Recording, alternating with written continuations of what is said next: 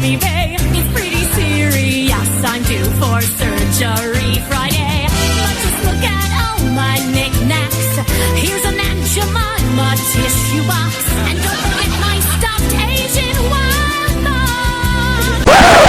This is ridiculous, Lieutenant. Why would I kill him? Beats me, Mrs. Fletcher, but every time I find the body, you seem to be in the neighborhood.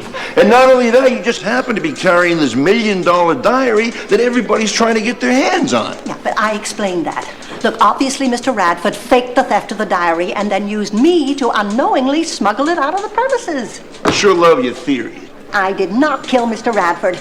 And quite frankly, Lieutenant, I don't honestly think that you believe that I did. Okay, Mrs. Fletcher, you can go. But I'm warning you, if I find you near another body, I'm going to book you. If murder were a disease, you'd be contagious.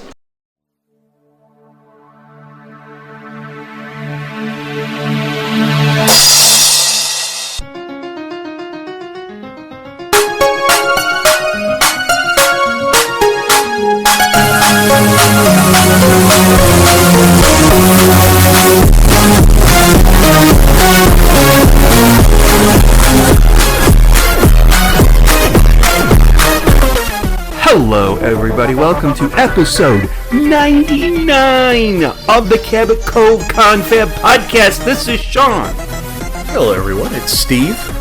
And today we're going to be talking about One Good Bid Deserves a Murder. One good bid, like as in one good bid deserves another. Okay, anyway. Starring my close personal friend, Jerry Orbach. Oh, did you know? Personal friend. No, I didn't know you were friends with Jerry Orbach. Well, I didn't like him before. Never brought this up before. Wow. He's on, all I knew is he was on one of those Law and Order shows, and he was like a tall guy, and he was kind of gangly, and he talked a lot, and blah, blah. And he was in this movie called Rabid from David Cronenberg with Marilyn Chambers as a vampire woman. Anyway, fun fact for you. What does this episode have to do with Disney? Do you know? Come on. Have to do with Disney? Yeah, I'll give you a hint. This is not the last time Angela Lansbury and Jerry Orbach would work together. Oh, Beauty and the Beast. Yeah, he was the candlestick and she was the teapot. And Cogsworth the clock was David Ogden Stiers, who played the Russian guy in An Egg to Die For. Remember, he's the guy from MASH? He was on the TV show MASH? Yes. He was Cogsworth. Oh, he was? Yeah. Mm-hmm. I didn't know that. I found that out actually while I was watching it. I'm like, oh, and I think I wrote it down, but I didn't mention it when we were recording. Yeah. No. I had no idea. It's something you see like a movie like a million times, an animated movie, and then you find out that so-and-so is the voice. You're like, I had no idea. Oh my gosh. And you know, I just recently found out, for instance, that Tim Burton did not direct A Nightmare Before Christmas. I was living my entire life thinking he did, and then I found out he didn't. Anyway. What his name's attached to it, so what was he, the producer? Or? Yeah, producer, executive producer, which could mean anything. Yeah. Okay. All right, I'm so sorry. Do we have pre-show banter? Yes, we do. Hello, bonjour, buenos dias. Good day, guten tag, konnichiwa. Ciao, shalom, dobre dien. Hello to all the children of the world. I don't know. Okay. What do you have? I have something. I have been very busy watching Netflix and YouTube and trying to look busy, but failing miserably. And waiting for emails and phone calls. But I saw some things on Netflix I'd like to share with you. One thing I'm willing to bet a lot of people have watched this, probably. This show called Monsters, the Lyle and Eric Menendez story. Is it Fernandez? Menendez? Menendez. It's Menendez. Yeah. Wow. I don't know. Yeah, that's a scary ass story too. I didn't know. I vaguely remember them, and I know the two brothers that killed their parents. Okay, and it was like a big media thing, and I never really paid attention. And the documentary—it's not a documentary; it's a series on Netflix. It's the follow-up to Dahmer that I think it was Ryan Murphy worked on before. And they paint them in a very sympathetic light. Because it turns out... No, Lyle and Eric.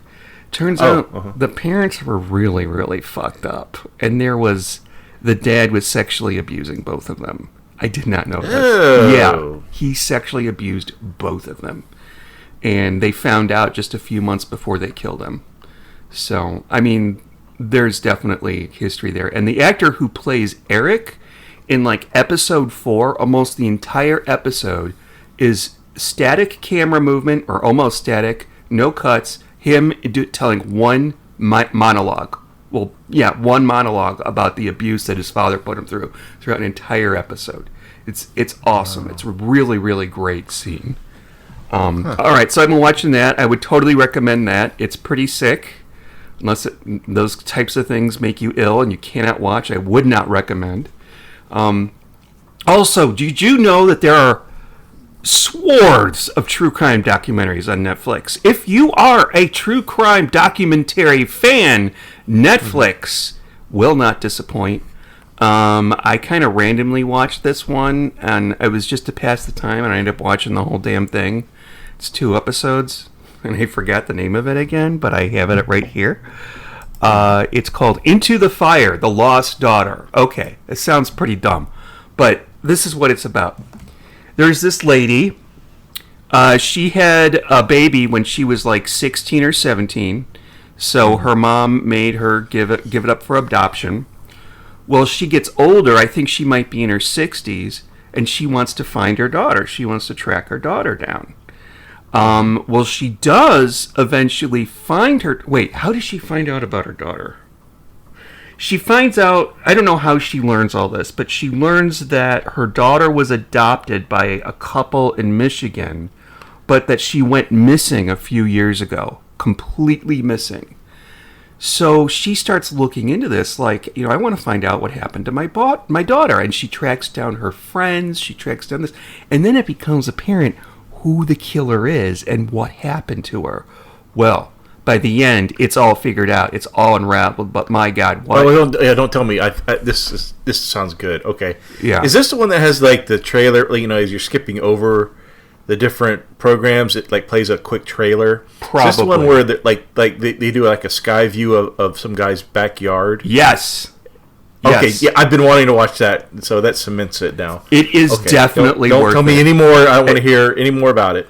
It's it's not scary. Like, don't fuck with cats. But that's, well, that trailer was very convincing. But it's kind of one of those things. It's like, maybe have to be. But you sold it to me. And the lady's saying, "Oh, look, there's something there in the backyard. Look right there." And it's like, what is she talking about? I want to know. Oh, it's good. Yeah, it's good.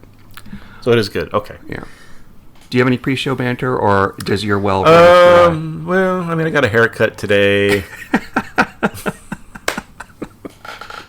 I was the first person went to Great Clips. I don't know if people know what that is. It's like, I was the first person. I got there 5 minutes early and waited outside the door. Grandpa. It was so noxious that even the people when they opened the door said, "Oh, you're here already." I'm like, yeah, I wanted to be first in line. Oh, you're here already. We have to work right away. Yeah, I'm sure they were hoping for, which was good because as soon as I sat down, people started coming in. Like 5 people started coming in with their kids, and so I timed that pretty well, I think. Anyways, the hairstylist, her name was Amy. Nice little older Asian woman. She did a really really nice job. Really? Okay. What a great story. Yeah, I know. She did notice when she was cutting my hair that I had a little bald spot in the back. Uh-oh. And so then she sold me a package of special shampoos for like $50. Oh, yeah. I'm such a sucker.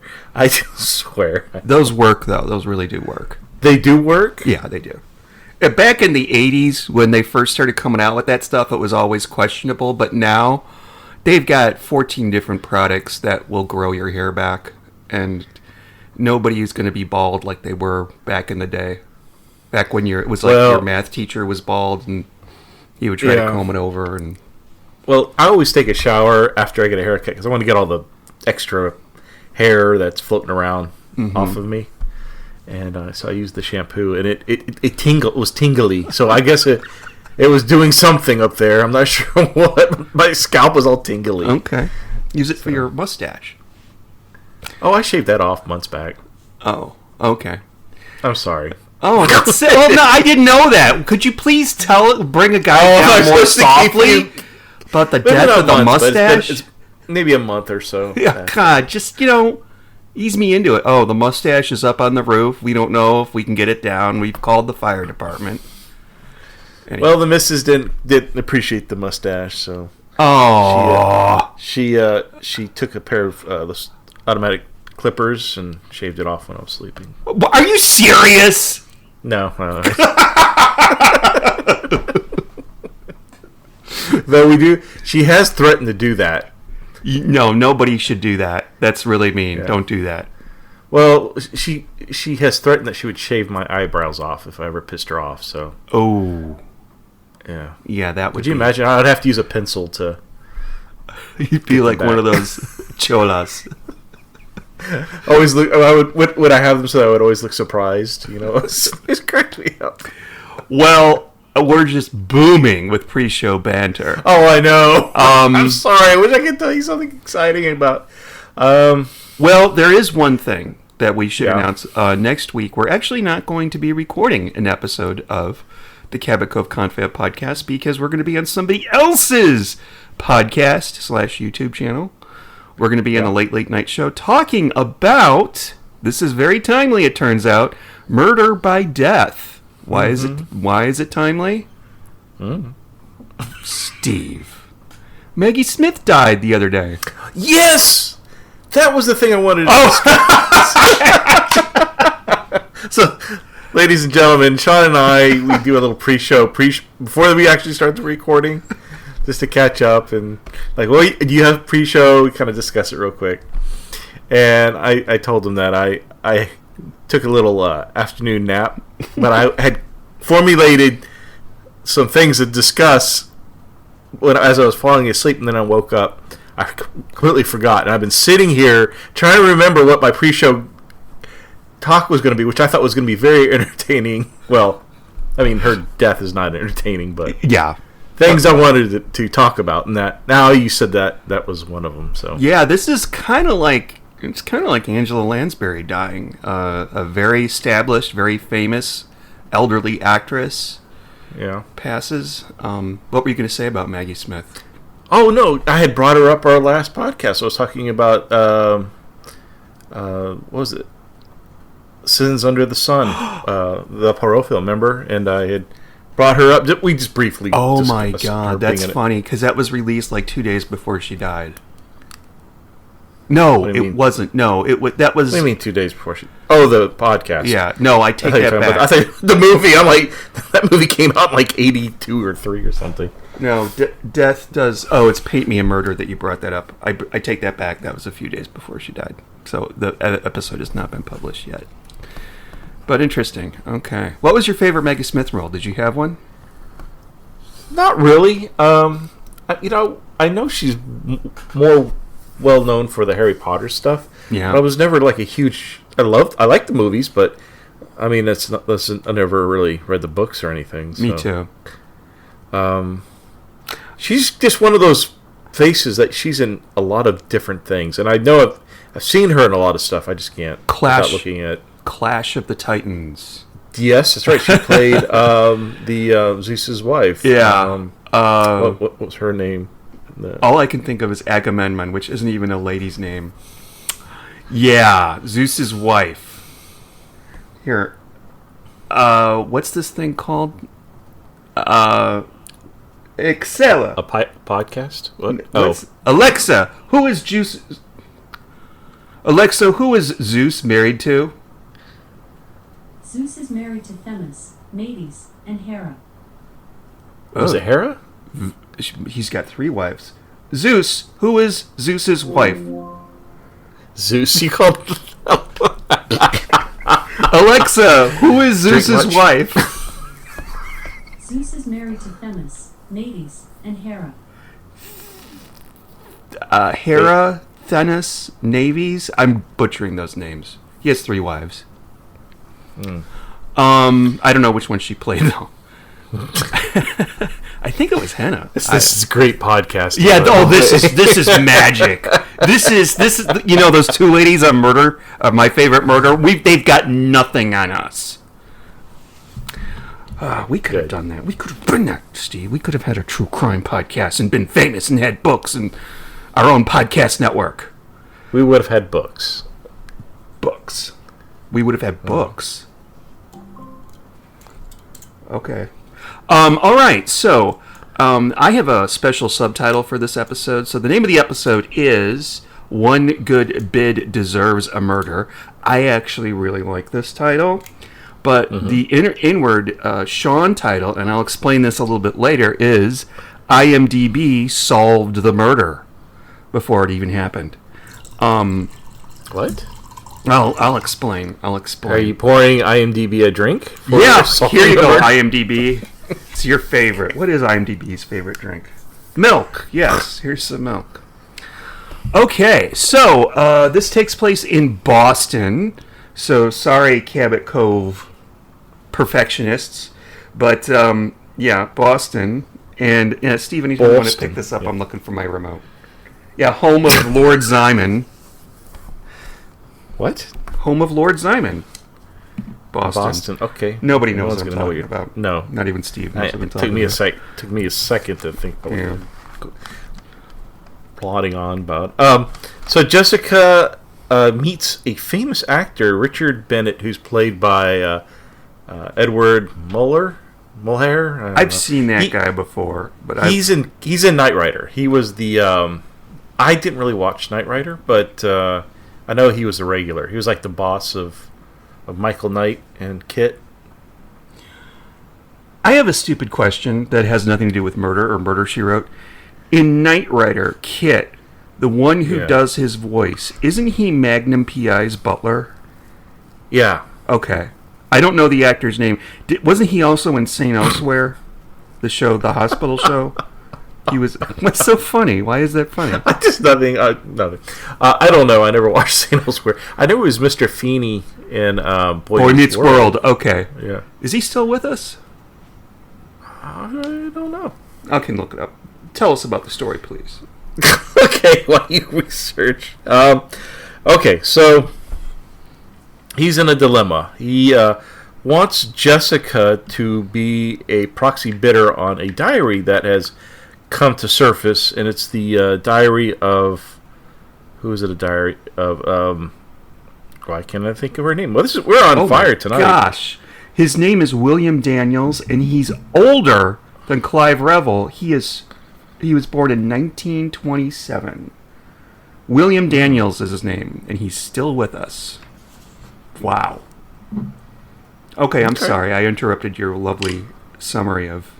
Oh, Evangeline's. I couldn't think of her name. The actress, a famous actor's diary, Evangeline, who passed away from suicide. And he wants Jessica to get that diary. I guess there's some juicy tidbits about him in it, and he doesn't want that to become public. So he gives her a check of $1 million. $1 million. Because I think he doesn't want to be attached that bidding on it, or he's filming something in Barcelona, so he's not around to be at the auction house. Yeah, this doesn't make any sense because he meets her at the airport in like the VIP lounge. Oh yeah, the Admirals Club. Yeah, yeah. And I think we've seen this club before in Murder, She Wrote. I think it's one where she goes to the UK. Yeah, the one where Mrs. Columbo was the murderer. Yes, that's right. Yeah, I think it was that one. Which I think that's this season too. But he's going to Spain. He's catching this flight in 20 minutes, but he doesn't go to Spain. He actually stays in Boston. But we don't find that out until later. I don't know why he abandoned his flight to Spain and whatever work he had going on. I think that was a cover. I think his intent was to steal it. Probably because everybody else who's going to bid on this thing, they had I don't care what it costs. I mean, he had $1 million. Yeah. I think it could have gone for maybe more than $1 million, So which is crazy to me. I mean, I don't know. There's so much more important things out there that are worth a ton more that doesn't even go for that. Well, that's- there's. Yeah, go ahead, I'm sorry. Do you remember the lady? Gosh, she was in Hollywood. She was a madam. It was like a madam to the stars or something like that. And there was a big Vaguely deal. remember this. I can't remember. I keep thinking of what her name. I know what her name is. Wait, am I right? Heidi Fleiss, was that it? Mm-hmm. Okay. And when she was That's right, yeah. there was a big deal about her black book. And I think at the time, I think she literally had a black book full of clients' names. And the big thing was like, what happened to the black book? Who has it? Is it in evidence? Does she still have it? You know, I wonder what happened to her. I vaguely remember that. Yeah, that's... Man, I haven't thought about that in years. dangerous, horrible criminal providing sex for paying clients. Could you imagine that? Horrible person. Anyway. It's kind of like Jeffrey Epstein and his list of celebrities. Oh, and yeah! politicians. Absolutely. Yes. We were supposed to see that years back, and that keeps not happening for whatever reason. Yeah, fascinating. Well, we'll find out sometime. So, and his instruction is if you win it, you have to destroy the diary. and she's like, "Can I read it first?" And I don't even think she says yes to it. She says yes to doing it. I think he just kind of forces it. I have a theory. Okay, we have to talk about this because we brought it up in the pre-show banter. But The pre-show. Yeah, this is Harry McGraw's second appearance. His first appearance was in season 1 in Tough Guys Don't Die. Did I get that right? Tough Guys Don't Die? Something like that. And they were actually planning for him to have his own show, and he did get his own show called The Law and Harry McGraw. And I will bet you $1 million they took a script that they were going to use for that show, put Jessica in it, and made it a Murder, She Wrote story. Because what he asks her to do is so unlike anything Jessica has ever done before. It's almost like, you know, they're auctioning off this jewelry, and the insurance company needs someone to keep an eye on it, you know, for security. This is more of a Harry McGraw thing to do, you know, like a PI, hire a PI for that. That's my theory, anyway. I could be wrong. I don't know if any documentation about that exists. Yeah. But So let's talk about some of the other characters. oh, there's a bunch of them. Yeah. Yeah, we have a guy named Robert Rhine. He is, I would call, the evil lawyer of the episode. Yeah. You got to have an evil lawyer. An evil lawyer. We don't know who he represents, but we kind of find out later. It's an ambassador who has plans to run for the White House, become president. So he's connected to Evangeline, in that he was sleeping with her and did some stuff with her that would look bad as someone who's running for president. And he says even to Ryan on the phone. We never see this person, by the way, but he says to Ryan, like, you know, I don't care how much you spend, just get it. So there's some money behind these guys, I'm sure.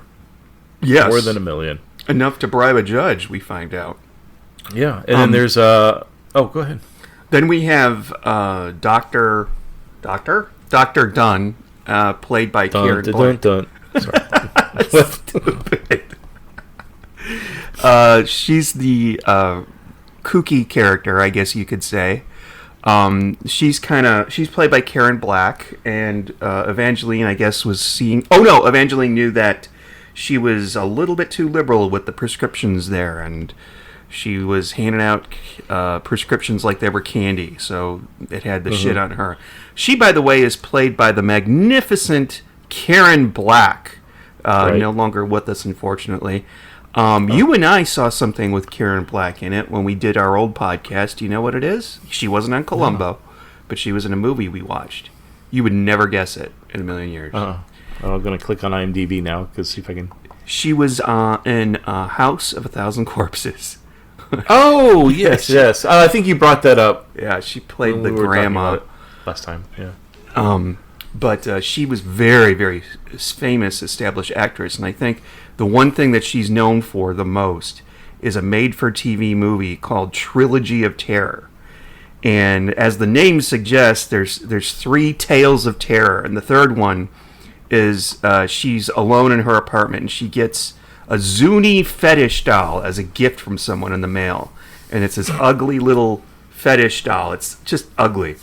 And it comes alive. I can't remember what she does. Like, she spills blood on it or just something dumb like I that. feel like I've seen this. You've probably seen parts of it. It's sounds pretty familiar. famous. It's pretty famous. It's like one of the best made-for-TV horror movies, which there are a handful that are quite good, by the way.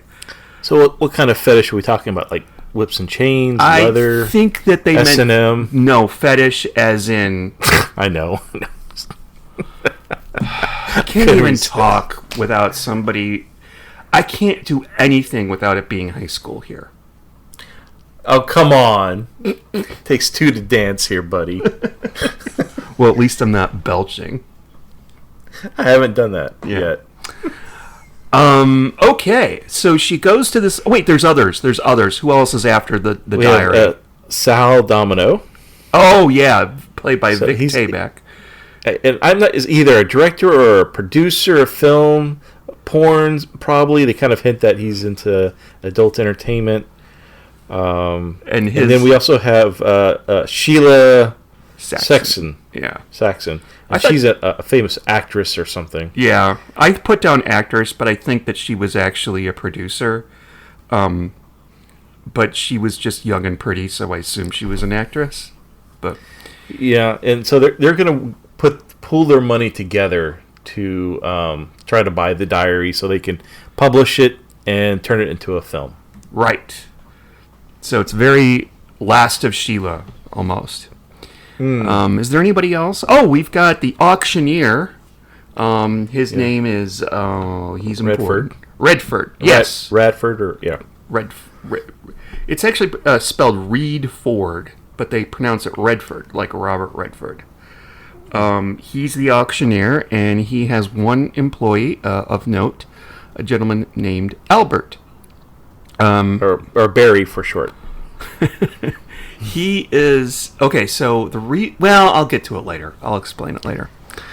So Wait, before we move on, there was a house in this that looked really familiar to me that Sal lives in? Yes. It's the so apparently Sal at one point, I guess this house went up for sale, and Sal is now the current owner of the High IQ Sigma Society Club, the house that they inhabited. Yeah, he which owns that. Which at one And I'm sure time, it's got Yeah, Go ahead. Well, no, I mean Sal's kind of he's got like a jukebox. He's got a wonderful bar. I mean, he looks like he's a fun guy, right? Uh-huh. He likes all the. I'm sure he's got a pinball room or something like that. But I guarantee you, he still has that train room upstairs. I don't think he probably got rid of that. Now, Sal, or what's his name? Sal Domino. Sal Domino. God. Sal is played by Vic Tayback, who played Mel in Yes. Mel's Diner, or Alice Doesn't Live Here Anymore. And I'm not sure, but I think when George Lucas invented the character Watto that was in Phantom Menace, I think he had Vic Tayback in mind. He sounds exactly like Watto. Like, whoa. Did he do the voice for Watto? Like, it's weird.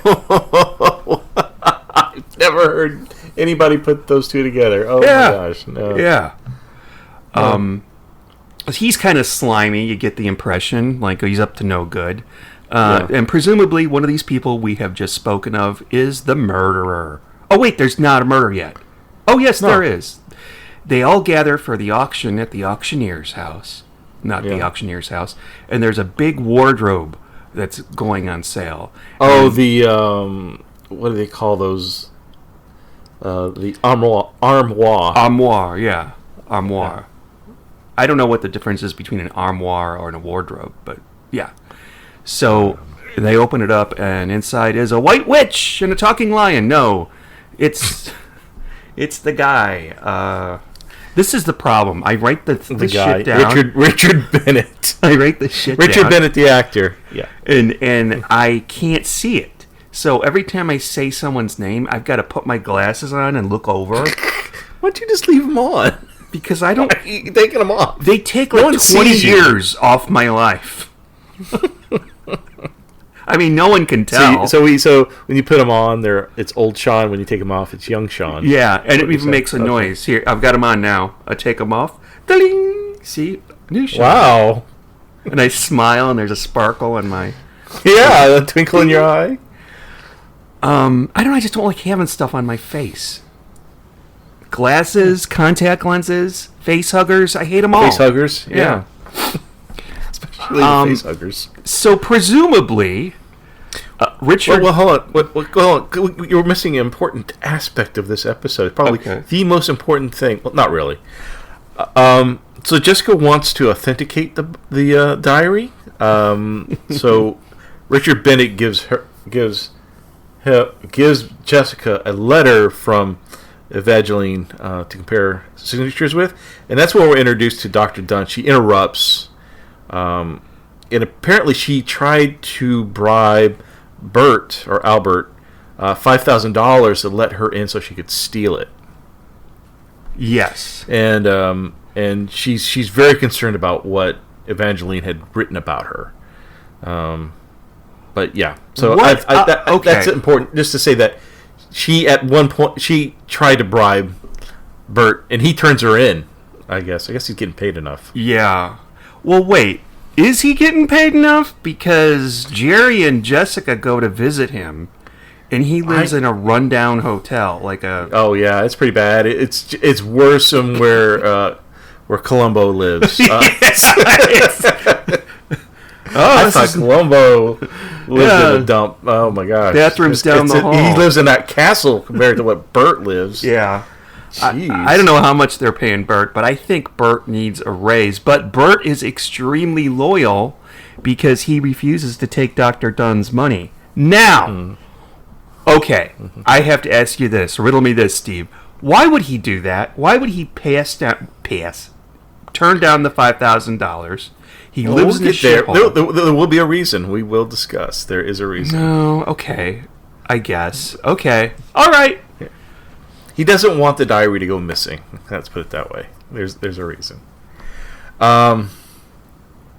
So Jessica wanders around, looks at some of the other items, sees that armoire, and she also sees this really interesting chess set. Oh, and, yes. And we found out the armoire is not for sale. That's for the next week. So she doesn't even mess with that. But she sees that chess piece, and the auctioneer guy, what's his name? Redford. Says, "Oh, if you like it, you can have it for free." Which really, when I was first viewing of this, it didn't really raise any alarm bells. Just that, oh, that's nice. It is nice, actually. but really, when you think about it, there was a motive to that. There was a reason he was giving it to her for free. But it was this chess piece. But she says something really interesting, I thought, was that she's buying it for a friend. Oh, now, yeah. Did Seth start... I guess he would have been in it by now. Season 2, episode 17. So, yeah, surely Seth was in the show by now, right? Yes. He came along in season 2. And we actually see him... I can't remember the name of the episode. It's the one with the stitching clue. And the title has to do with stitching. The one where the lady dies. Do you know what I'm talking about? Yeah, it was like... what's the name of the traitor? Benedict Yeah, Arnold slipped here. Arnold yeah, Benedict that's or it. Benedict Arnold? Benedict Arnold. Yeah. And there was some chess pieces. So I figured that was for good old Seth. Yeah, definitely. Yeah. And you know what? I'm sorry, but $300 for that is kind of a steal, especially in 1986 Oh, it looked or beautiful. whatever. Yeah, that was a really nice. And it has a secret compartment. But you know what? You're right. The fact that he tried to give it away for free, very suspicious. Yeah. Very suspicious. Do you Couldn't think of remember? it. and I forgot what magazines you would see them in, but what was the name of the company that would have like the plates, like this limited edition plates of like Princess Diane, and they would have like the Star Trek plates with like Spock on it. Franklin Mint. That's right, and they would do chess sets. Remember they had the Star Trek chess set and Yes, the they Star Wars chess set, and the pieces were made out of pewter or something like that. I have a pewter chess set that I bought when I was a teenager, and it's stored away somewhere, but it was about $300. That's how much it cost me. What was the theme? Was it just a chess set, or was there like Star Trek? Or it's like was it Doctor Who? No. It was pewter with not crystal, but glass probably. Like the stuff that was big in the 80s that they would sell in a head shop.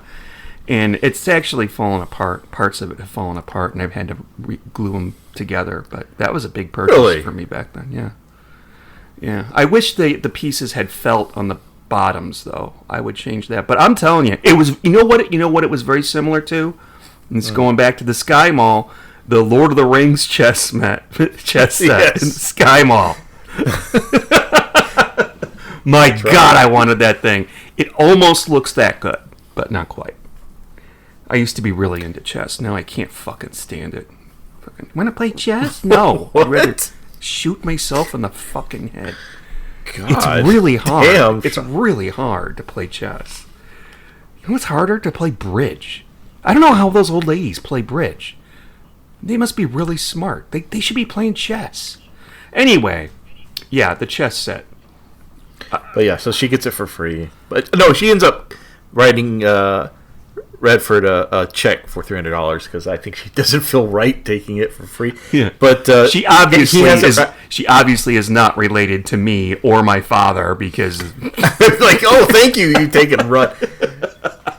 But it's nice because he has it wrapped for her too. He has it all wrapped up. I guess that's just to get it so he can put the diary in it. Yeah, exactly. She knows she's not looking in the house. And I'm sorry, she's not looking in the mouth of a gift chess set. Gift chess set. Like a gift horse. Don't look a gift horse in the mouth because of the Trojans. The Trojans. They made a Doctor Who horse. They made a Doctor Who episode out of it. Did they? Yeah, with William Hartnell. That's the one where he leaves. What's her face? The Susan replay. Vicky. He leaves Vicky there. She falls in love with some dude. Anyway. So, yeah, during the actual auction, their armoire is taken out, surprisingly, because it's not supposed to be out there. And when the people who are bidding want to inspect the armoire, that's when they open the door, and good old Richard Bennett falls out. He is dead. Okay, so let's pretend that you're the killer. You kill Richard at work, there in the auction place. Questions.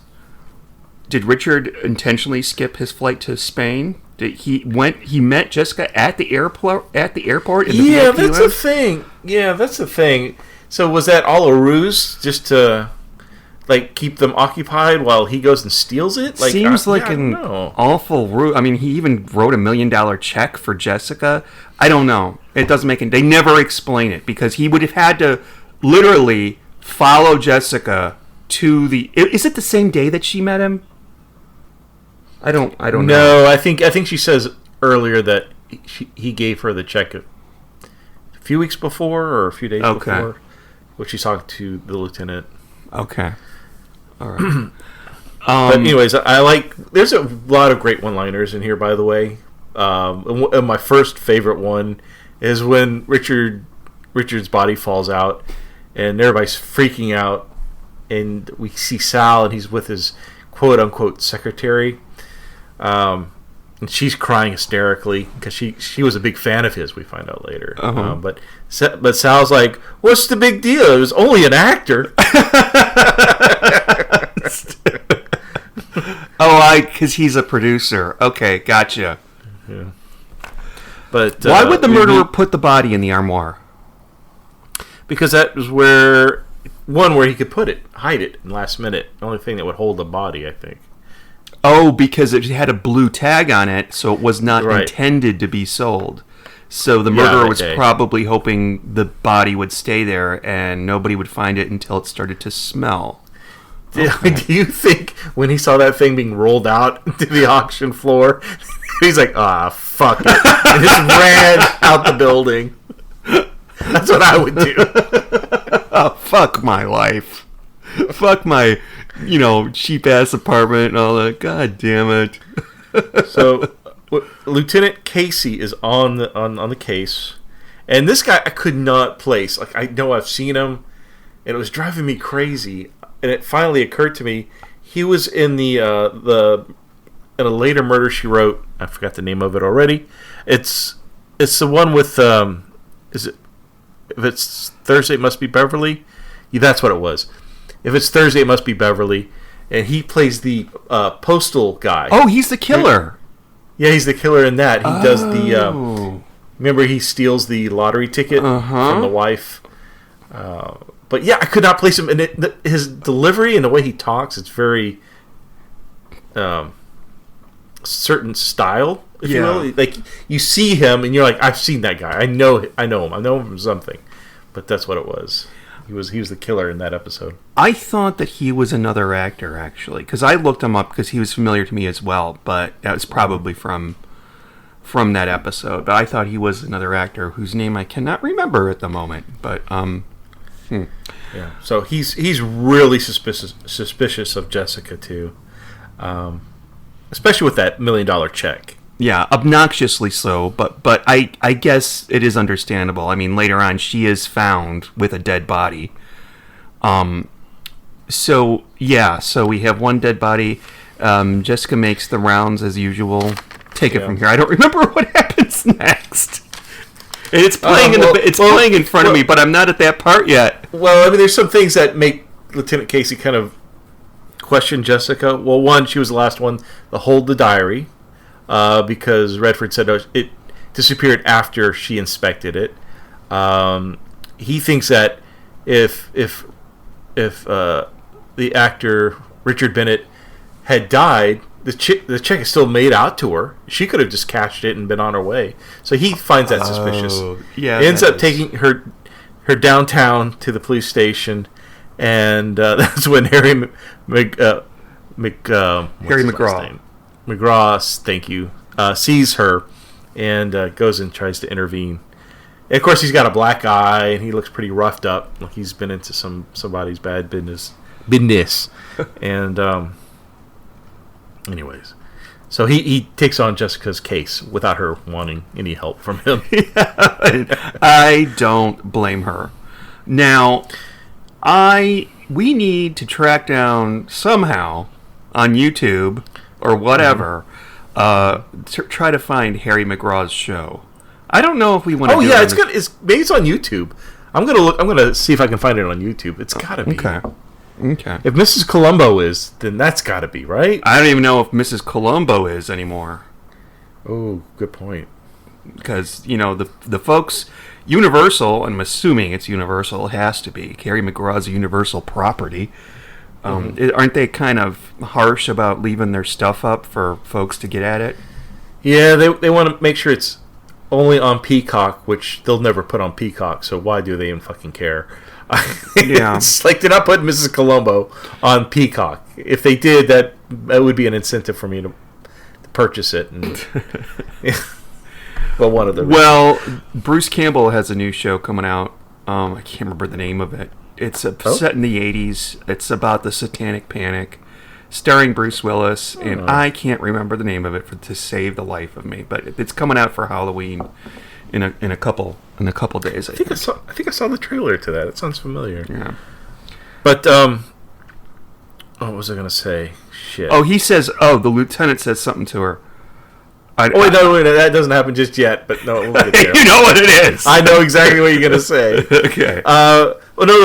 So after Jessica gets released, and she decides she wants to get Harry an ice pack for his black eye, and so they head to the local CVS. Yeah, they apparently, which is far away, by the way. They drive really far to go to a...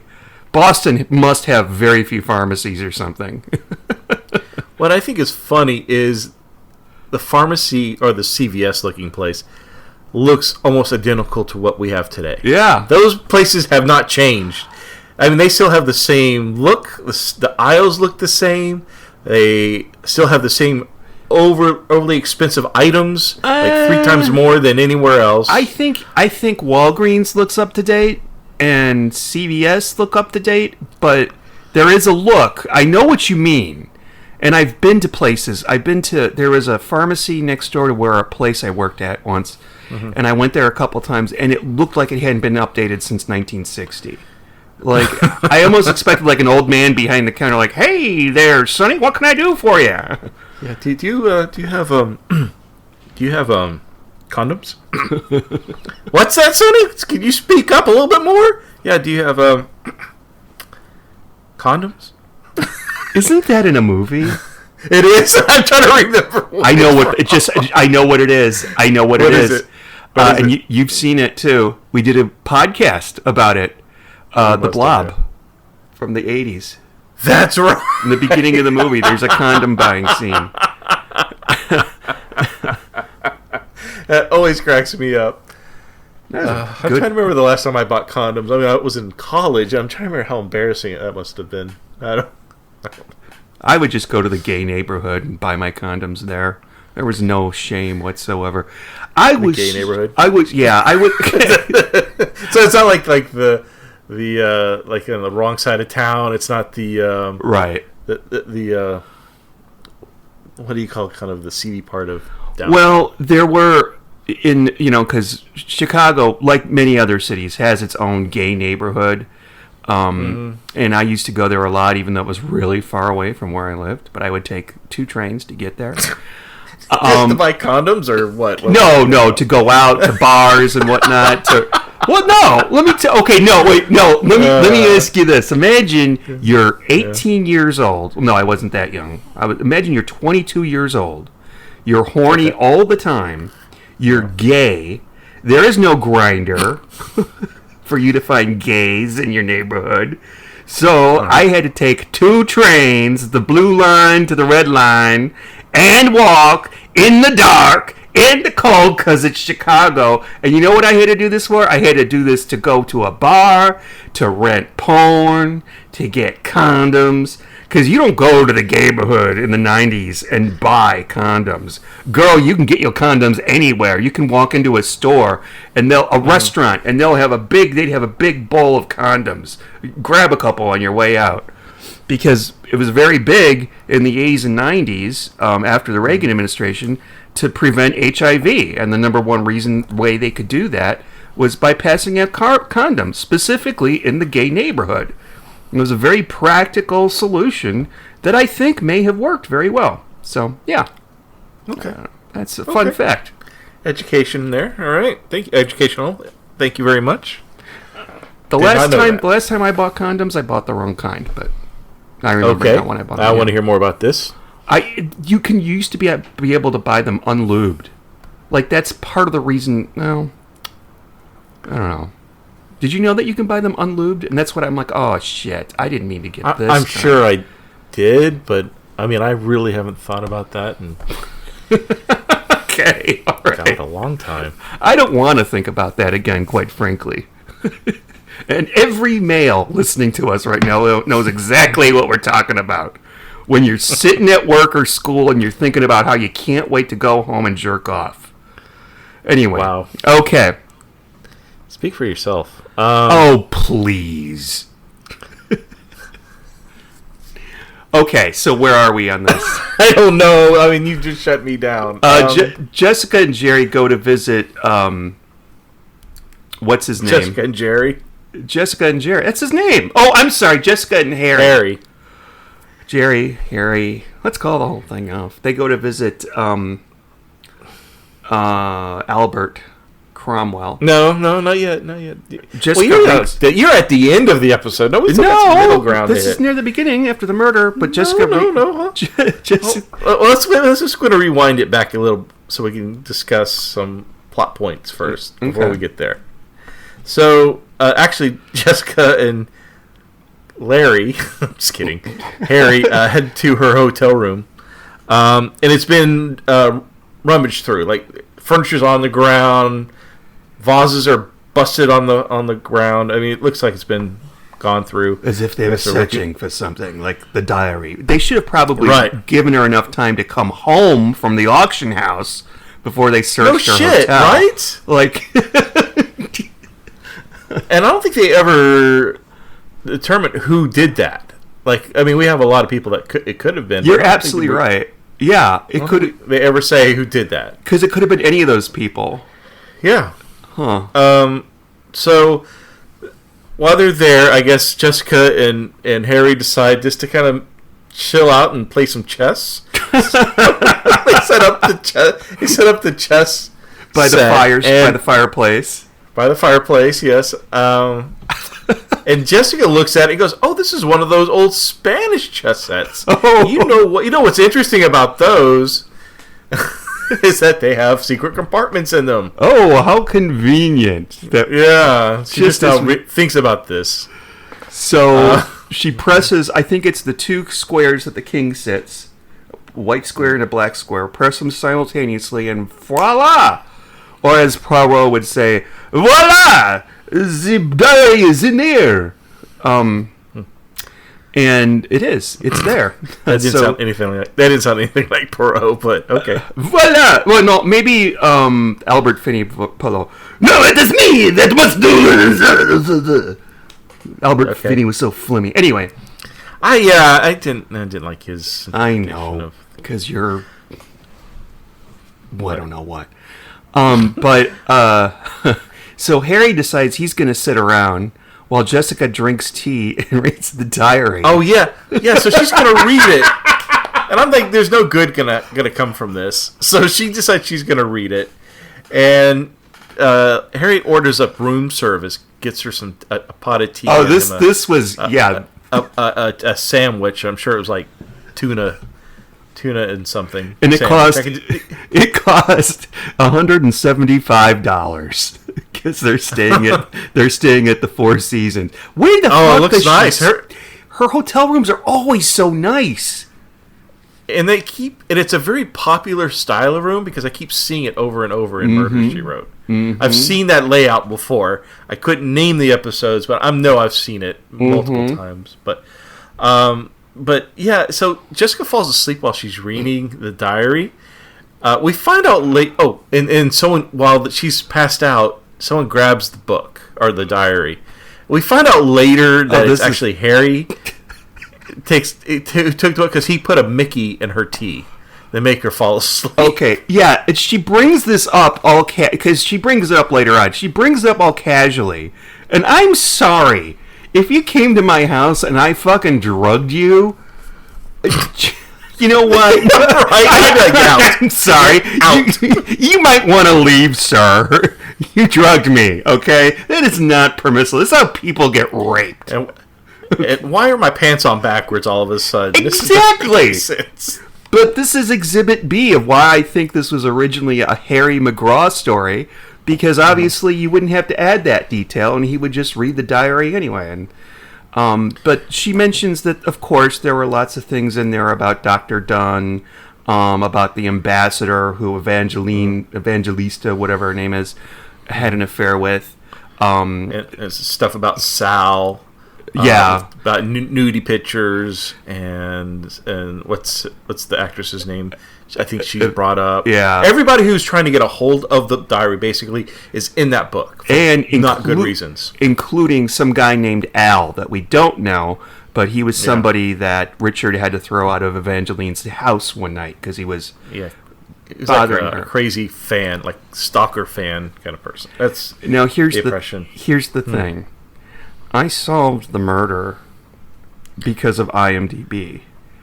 So if you look at IMDb, what I always do is I pull up IMDb on my phone, I pull up the episode, and I look at the names of the actors, and sometimes if they're familiar, I'll see what they were in.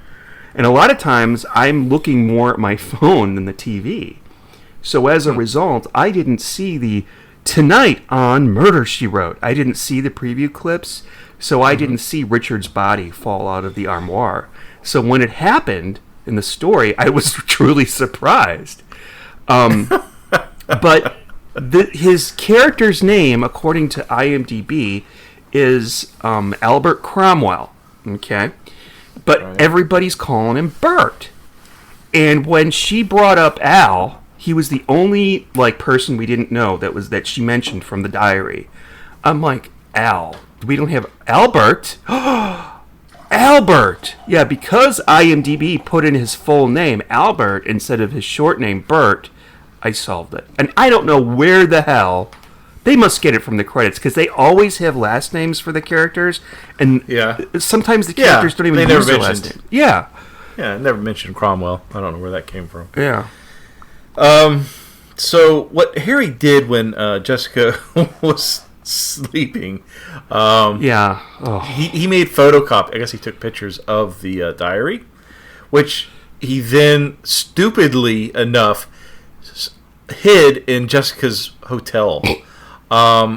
We find this out later, of course, but one, people are breaking into her apartment or her hotel room looking for it, so, and two, you don't want to have to break in, which he had to break into her hotel room to get the copy later, but why didn't he just take it back to his office? We know he has an office from the first episode. Again, this is why I think this might have been a story just for him. It's so stupid. He does such stupid things in this that seem completely out of character. If this was the first Harry McGraw story that I saw, I would have been like, I hate this fucking asshole. He's the next, who's the guy that I can't stand, but there's really nothing wrong with him? The British guy with the mustache? Len Carew. Oh, Dennis. No. Dennis Stanton. Dennis Stanton. And then there's the other one, no. There's the other one, played by Len Carew, Irishman. He was with... Oh, yeah. Michael Haggerty. Michael Haggerty. Haggerty. Yeah. I think he's so dull. I just... Every time there's an episode with him in it, I just like... He's like Ellery Queen for old people or something. Well, I was watching on Pluto TV on the Murder, She Wrote channel, and it was they were doing all of the season 6s, so almost all of them were without Jessica. And they were playing one of his that I hadn't seen, Dennis Stanton episodes that I hadn't seen before. You know what? I kind of like that character. He's grown on me. Yeah.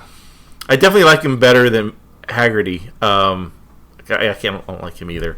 But Dennis Stanton I kind of like. He's kind of what I want to be when I get that old. Unfortunately, I think I'm his age now. So, like walking around with an umbrella that has a blade that sticks out. We could do that. I can stab people in the... You shaved your mustache off, though. Yeah, I know. But he drives a little Miata. A little convertible.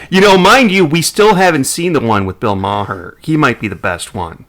Oh, I'm looking so forward. I refuse to watch that on my own. Some of these episodes I have gone and watched before it even comes up. But that one I am reserving for that special moment. I have to tell you. Okay, so for the readers, Steve and I spoke earlier this week while we were playing Dead by Daylight, which is a video game.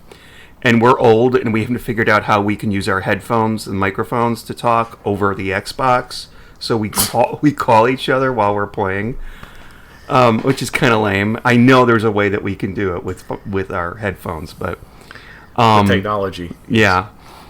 So Steve says, "Oh, Sean, I saw an episode of Murder, She Wrote, and I think it might be your favorite one ever." And it was. And you guessed it immediately. Yeah. Well, no, I didn't know the name, but I remember the premise, and it was set in Cabot Cove, but it was Jessica Light. She's off to some conference, and Grady and his wife... No, she's in England. She's in England visiting her cousin. Yes, that's right. Because she's got a play where the Queen is going to show up. Yeah, so. and Grady and his wife Donna are house-sitting for her, and there's something with like a karate guy. I saw the first half There's an Asian guy, yeah. There's an attractive Asian guy. He ends up dead in the kitchen or in the hallway in Jessica's house. I don't know if it's the Asian guy that ends up dead, but I don't know. No. Everybody works together to solve it without Jessica's help. Yeah, it's Grady. It's basically Grady, Seth, and Mort. Or they basically solve the murder. That's pretty cool. I would watch a whole fucking show, but I can't. I know. I wish can't- it was a Seth show. I would watch a Dr. Seth Hamlet show if they had it. I would. That's what they should do. They should never. You know- I don't like the idea of recasting, but they should recast him as a younger doctor solving murder mysteries while he's going that's to med great. school. Yes. Oh my god. Oh my god. If they had that now, I would totally watch that. I don't care how bad it was.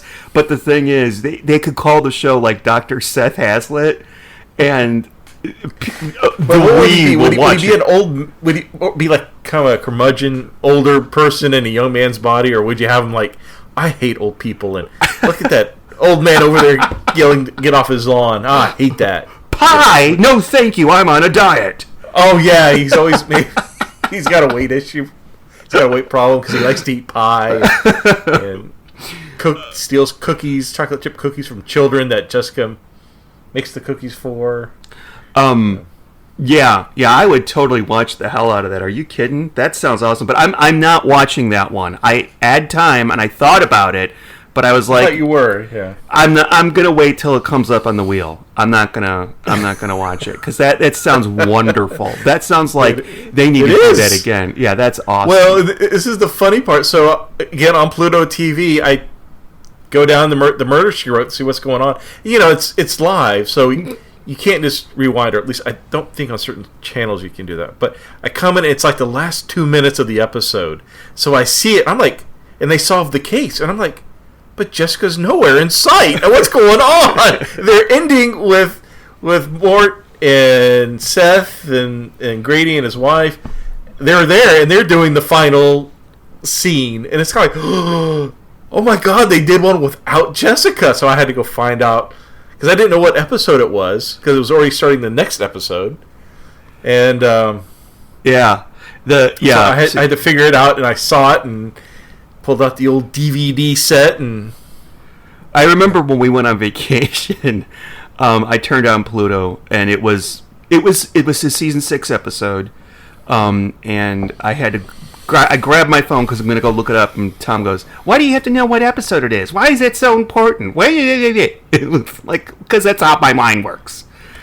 But I think that Pluto. Well, you want to know what season it's in because that may determine how good it is. Well, like if it's a later season, I might just flip it over to a different channel. I'm sad to hear that every time you turn it on, it's a season 6 episode, because that means they probably purchased season 6 through 10 or something. I think what they're doing is they put in the DVD and play each episode in order. You mean there's a guy, like an intern, that flips I this? think that's what's going on. Because I have tuned in and seen like season 1 episodes. Okay. I think they're going in it one by. That's my theory. I'm not sticking on it long enough to test that theory, but because it's like on Amazon, there's only Amazon has them all. Some place has only seasons 6 through 12. Some places have seasons 1 through 5, and I think it's because at a certain point, Angela Lansbury's production company, I can't remember, it's the it's that one that plays that song at the end. That's her production. What? Okay, so that was not helpful. It's actually from Mame. It's today, it's today, because she was in the play Mame. Right, yeah. With B. Arthur. Did you know that? She and B. Arthur played, quote-unquote, "We'll always be bosom buddies, friends, sisters, and pals. We'll always be bosom buddies. If life should reject you, there's me to protect you." You do a better B. Arthur than you do an Angela Lansbury. That was Angela Lansbury. Oh, never mind. How old would you say I am? I'd say you're between 40 and death. Who says that? B. Arthur in the play. Angela Lansbury goes, "How old do you think I look?" "You're between 40 and death." So Angela Lansbury played Mame. She was this lady who lived in New York, single lady, and she had all these parties and stuff in her house. And then one day, this little boy Patrick shows up. Turns out somebody died, and she's his only relative, so he's got to go live with her. So Oh, jeez. It's so somehow or another, the Jessica Fletcher curse has followed her to another property. Okay, that's great. okay, yeah. Some little kid's parents murdered. Well, actually, what happens is Jessica ends up. She has to go to work because of the Great Depression, and she ends up meeting a wealthy Texas millionaire who was played by me in the play in my sophomore year of high school, Beauregard Jackson Pickett Burnside. And so she ends up marrying him, but he dies on their honeymoon. That's why you know the song. Of a skiing accident. No, no. You put wait. You put. You wanted to be Arthur character. You I knew it. the cakewalk back into style, Mame. But also, what was funny is the play is there are parts of it that are just incredibly racist. She, in addition to Patrick, she had a secretary named Gooch and a butler, Asian butler named Ito. It wasn't the other name. Okay, that's good. Yeah. So we didn't have any Asian students in our drama group. So that's even worse. He ended up being Mexican. I'm not kidding. My fucking school actually did that. God, don't tell me that. The good thing is that Ito does not have that many speaking parts. He mostly just, I think in the play, he just does a lot of bowing, like Asian bowing. That's not so bad.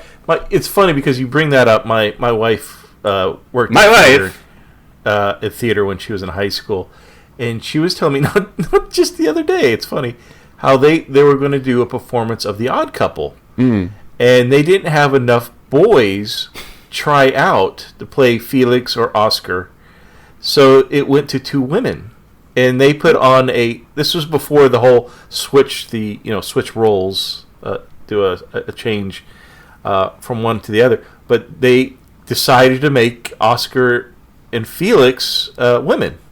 And so, but they came across an issue when they were dating, when Oscar and Felix were dating. I think they had to change it up somehow.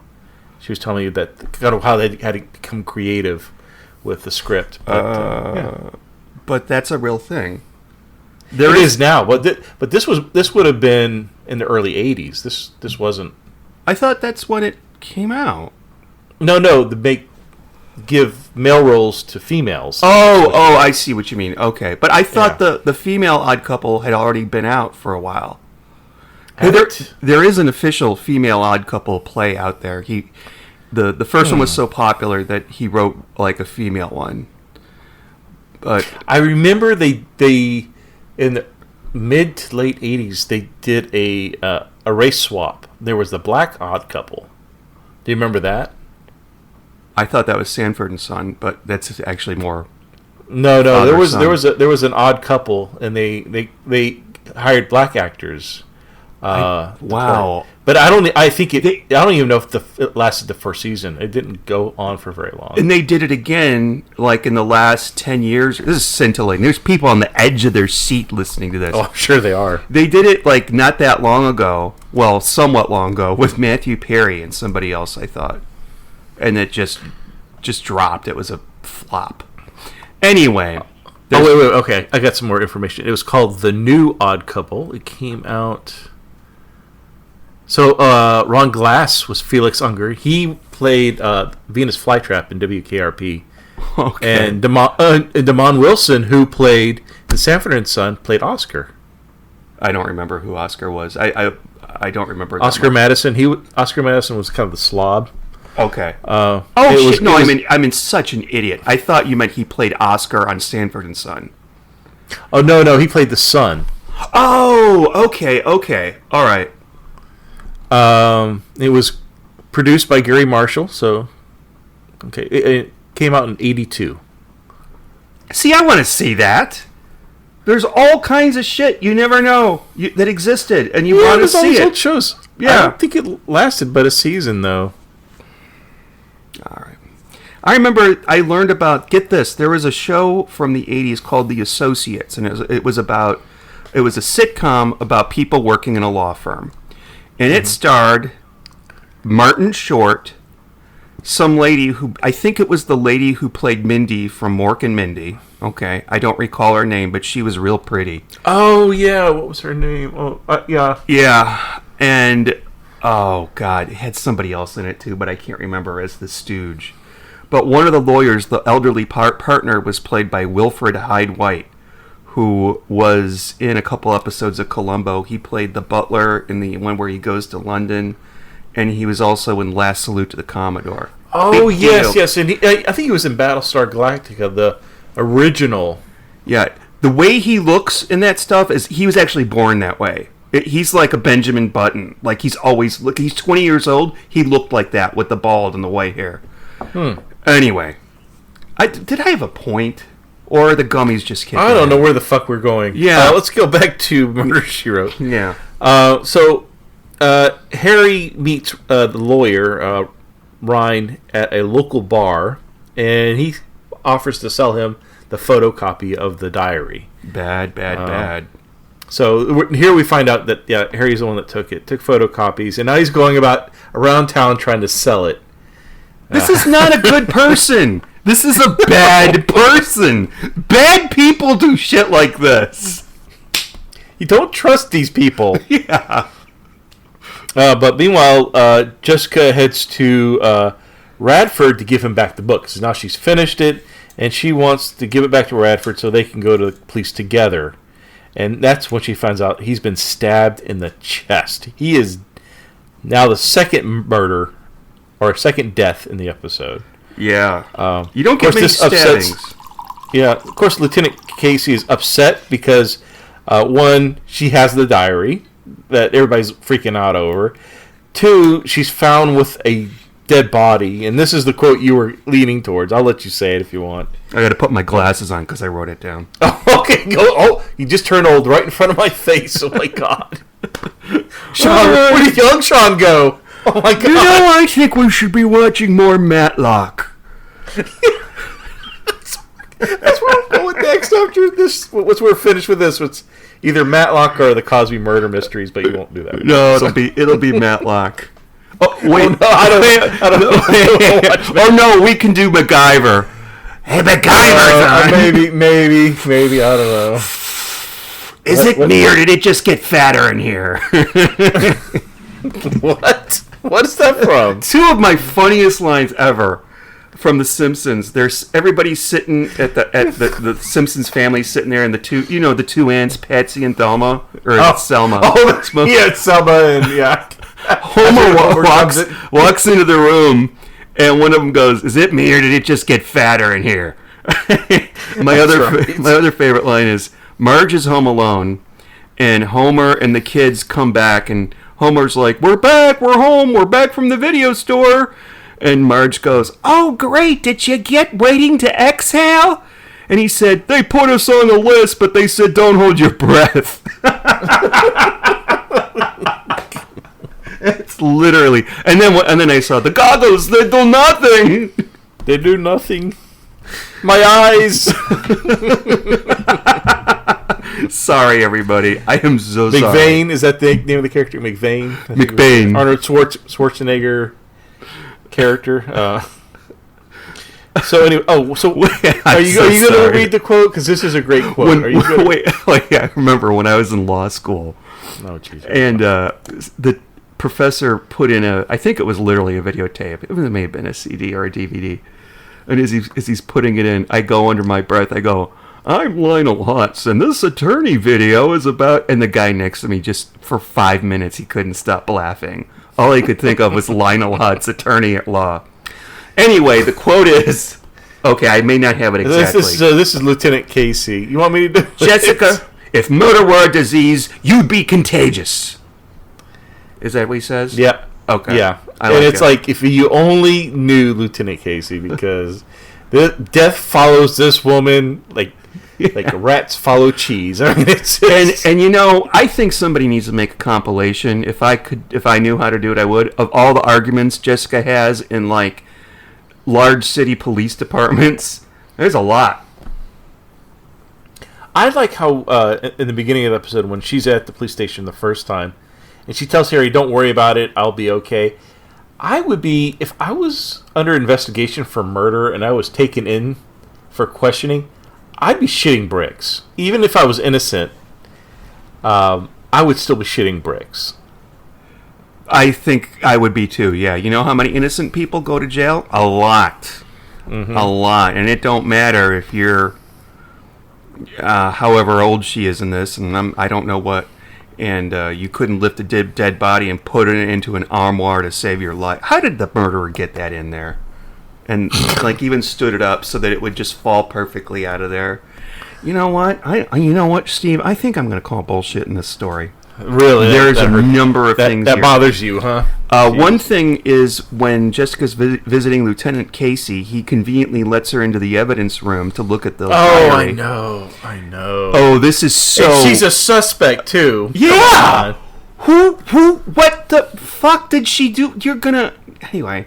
And he's like, yeah, Judge Parker told me this morning, put it in evidence, and Jessica's like, oh, there's 3 pages torn out, like, in the days before she died. And Casey's like, well, there's been nobody here except for me and Judge Parker.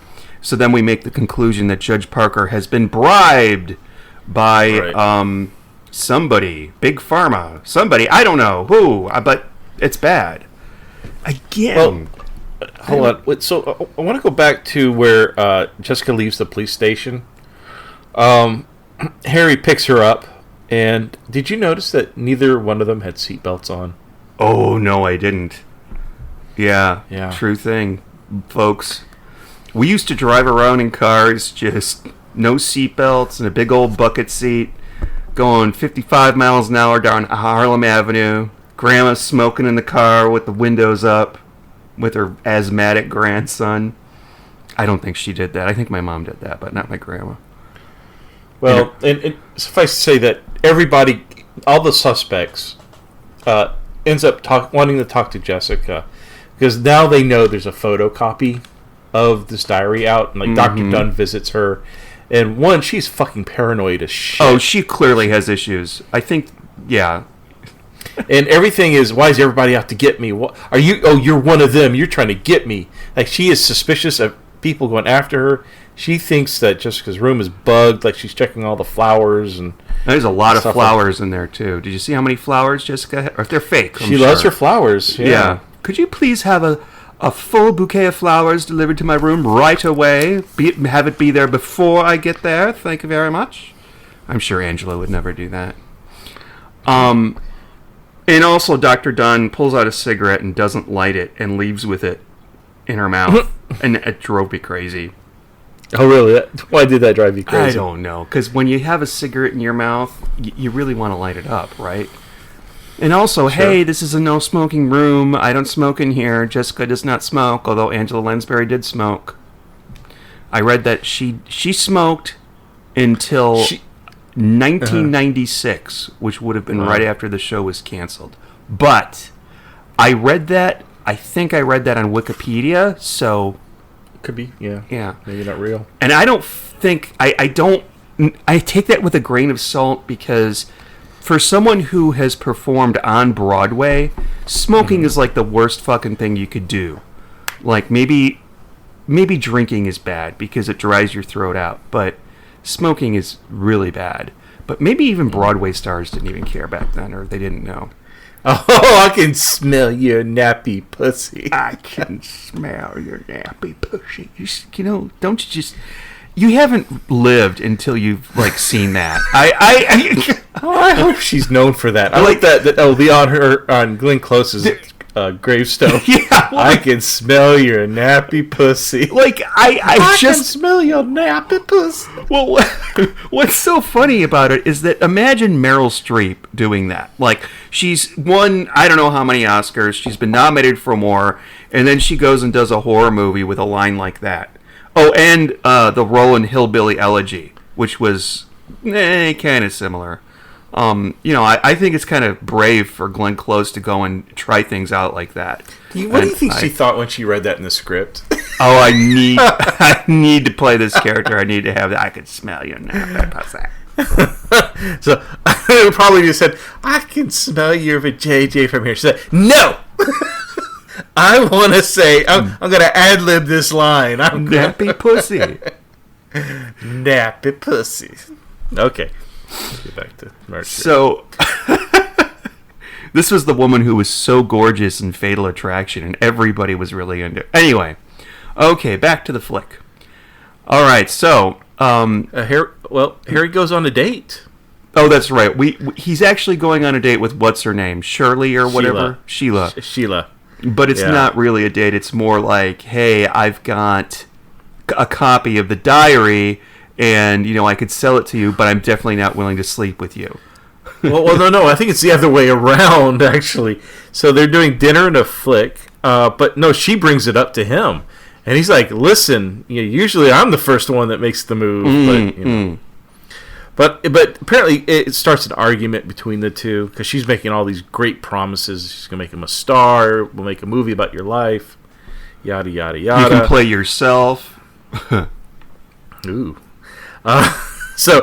But I like his next line. This is another one of those quotable moments that just sticks out to me. He says something like, "I've never hit a dame before in my life, but you would be the first." or something like that. I'm sure I just messed that up, but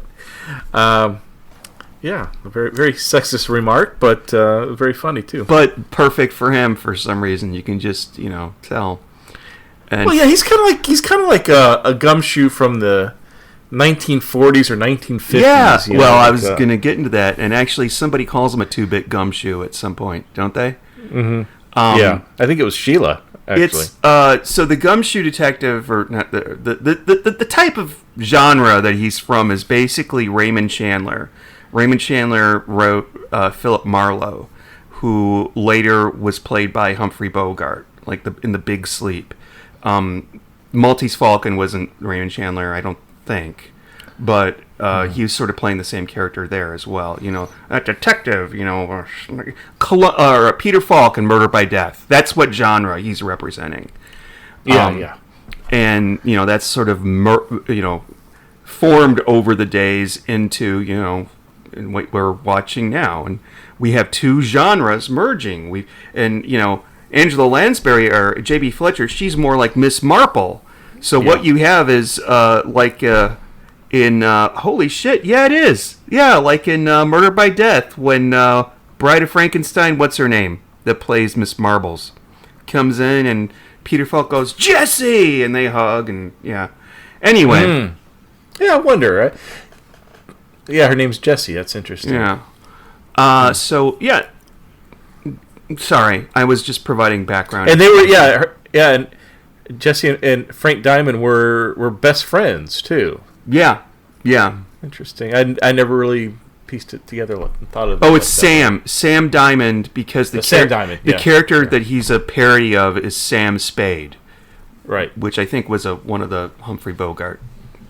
The Humphrey Bogart character is very much what that gumshoe.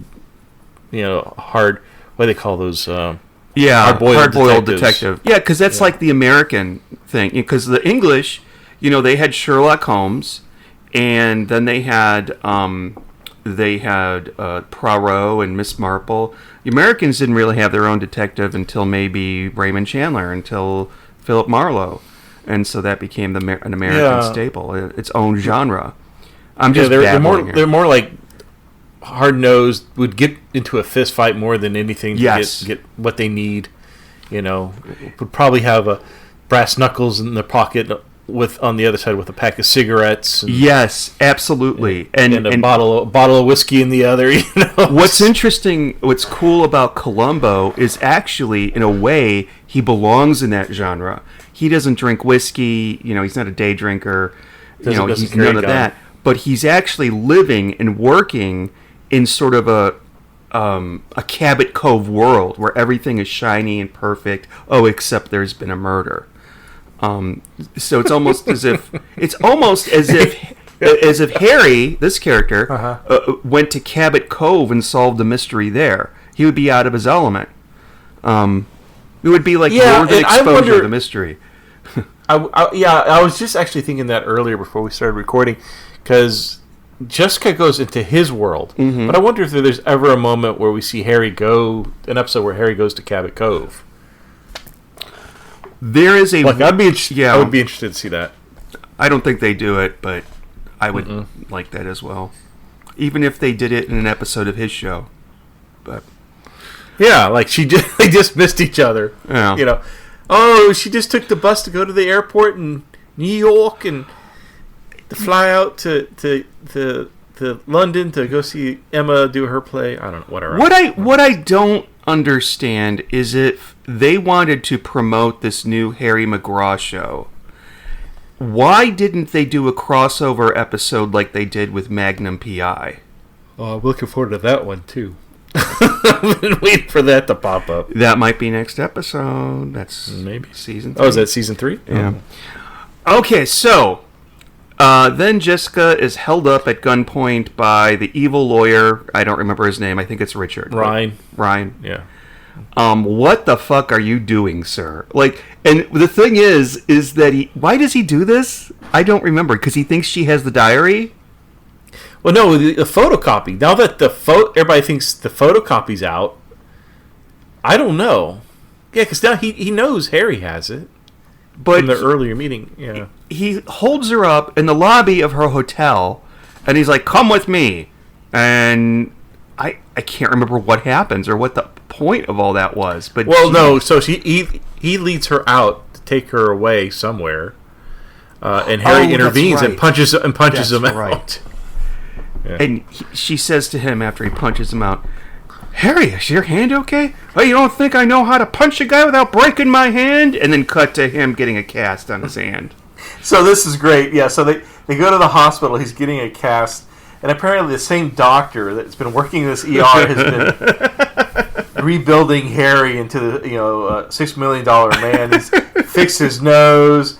He's what else does he fix? He's like, oh, the cartilage seems to be setting really nicely. He's like, that is such implying that Harry's in there like every other week. That is something. Yeah, that is so 1986 to actually go to your emergency room and get the same doctor over and over again. Who would have known? Let me ask you something. Yeah. Like he has in this episode. Have you ever had a cast like that when you were a kid or an adult? Thankfully, I never. Somehow or another, I got through life without breaking a major limb. I broke fingers and stuff like that, but I never broke an arm or a leg. Okay. I always wanted a cast. What? I didn't want to break my arm or anything, but I didn't want to go through the pain, but I wanted a cast. Because you wanted people to sign your cast? Yes! It was so cool, and people would draw little pictures on it.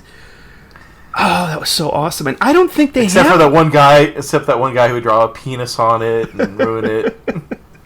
Somebody would draw an anarchy sign on it, the A with the circle around it. Somebody would draw one of those S's that were so common in the 90s.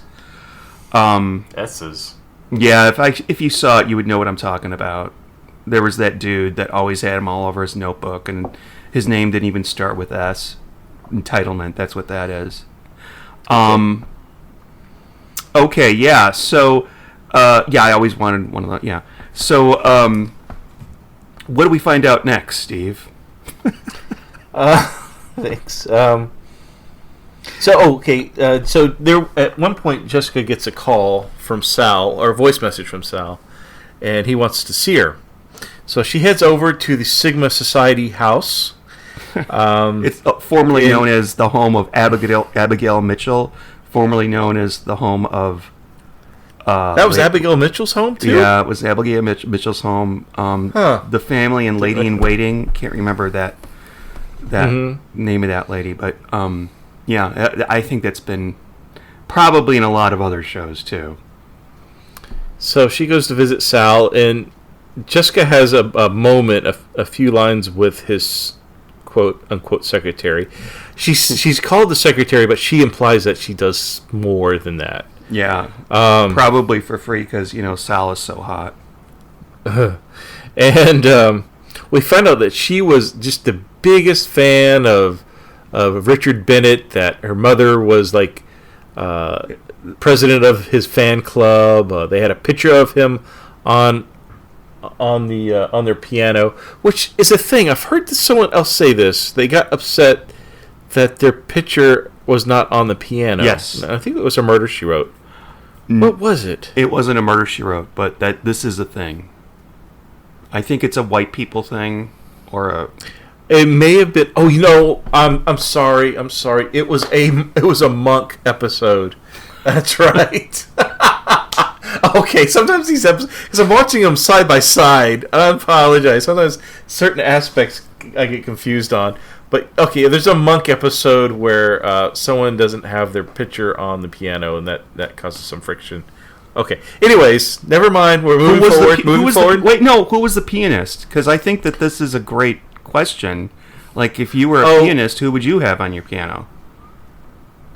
Who would I have on my piano? Of course, mine would be a Steinway. It's worth thousands. No, I'd have a picture of you. Oh, that's so nice. Yeah, Shit, sure. now I gotta say. Actually, I do have a picture of you in my office. There is a picture of me in your office? Kinda. Well, kinda. It's on a coaster. I showed it to you once. It's a metal sign of the TARDIS Tavern. So, oh, okay. All right, cool. so Yes. it's a drawing of you and me. It's a big metal sign with our logo that I had done years back. But Yeah. so in a way, it's a picture of you. Okay, very nice. So, Very nice. You're very young and you're drinking beer, and you never drink beer. So I love beer with hot wings, though. I wonder if our logo is still floating out there somewhere. It is. You can find it. Is it there. really? Yeah, do a Google search. Not now. No, Concentrate on no, I don't want the to do thing it at now. hand. No.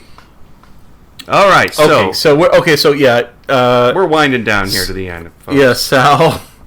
So, anyway, Sal is talking to Jessica, and how we find out that he was the original owner of the diary. So he is the one that stole the diary after whoever died. I've already forgotten her name. Evangeline. Evangeline. Evangelista. Because there's a question earlier in the episode when Jessica's talking to Redford about, like, well, it was rumored that this was stolen, so are you truly the owner? And the guy says, well, I can't tell you who the owner is, but he is indeed the true owner, and he wants to remain anonymous. We find out that Sal is the one who owns the diary, and he was drumming up interest to when he's going to publish it and make a movie out of it, and he was going to sell it and buy it back from himself just to drum up interest in the media. Mm-hmm. So it was just a pure thing. And also, he was scamming Sheila. No, not Sheila. Yeah, Sheila Saxon, the other producer, because she was going to give him money to pool in to try to buy the diary. So that would be, it's a little cherry on top right there. Mm-hmm. And Jessica does ask him. She goes, "Well, do you know who Al is?" Because he obviously read it. Sal read it. And see, I thought Sal was short for Al. Oh, okay. That's who I was thinking Al was. Well, the thing is, Sal is kind of short already. Yeah. Anyways. Wait. I remember years ago, Bob Newhart, after Newhart was canceled, he went and did another show that was, I think it was called Bob, or anyway, he worked as a cartoonist in an office. Yes. And there's this girl, she told him, you know what? I'm going to call you Ba. It's short for Bob. Ba. And of course, Newhart, and you know exactly how he said was this show set in 2024? That sounds like something that people today would say. No, it's not. No, but he goes, well, here's the thing. Bob is kind of short by itself. That's my Bob Newhart right there. Yeah. Rest in peace. That's pretty good. Yeah. R.I.P. B.O.B. So are we gonna finish? Yeah. So he doesn't know. So Sal doesn't know who Al is. So that's yeah. Are we gonna finish? We're getting there. I know. I'm trying to. You keep bringing up other shows and stuff. Like, I don't. Yeah, this is like being at a Trump rally or something. Oh, we got political. Uh-oh.